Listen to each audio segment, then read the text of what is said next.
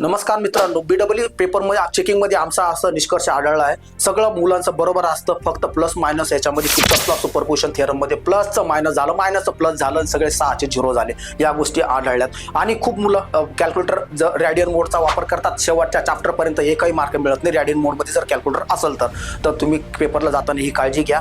तुमचं सगळं बरोबर असतं, फक्त एक प्लस मायनस. तुम्ही क्लासरूममध्ये पेपर लिहिताना ही काळजी घ्या. कोणी तुमच्याशी किर्चॉफ्स लॉ सुपरपोजिशन सॉल्व्ह करत असताना तुमचं माइंड एकदम कोणाकडे डायव्हर्ट नाही झालं पाहिजे. प्लसचं मायनस झाल्यावर इतका मोठा फरक येतोय, तुमचं काहीच बरोबर नाही, आन्सर काहीच कशाचीच मॅच होणार नाही. आणि सेकंड चॅप्टरला आपल्याला थर्ड चॅप्टरमध्ये रॅडियन मोडवर न्यूमरिकल आहे, ते जर सोडले तर सगळ्यात महत्त्वाचं रॅडियन मोडमध्ये कॅल्क्युलेटर न्यूज नका, कारण तुम्ही विसरले तर तुमचं बाकीच्या चॅप्टरचे सगळे न्यूमरिकलला 0 व्हॅल्यू, आन्सरला डायरेक्ट 180/π मल्टिप्लाय होऊन तुमचं आन्सर निघणार. सगळे रॅडियन मोडचं न्यूमरिकल बरोबर, पण बाकी 4ही चॅप्टरचे न्यूमरिकल तुमचे चुकतील, तुम्हाला याचा काहीच फायदा होणार नाही. तर ही माझं सगळ्यात महत्त्वाचं लक्षात ठेवा.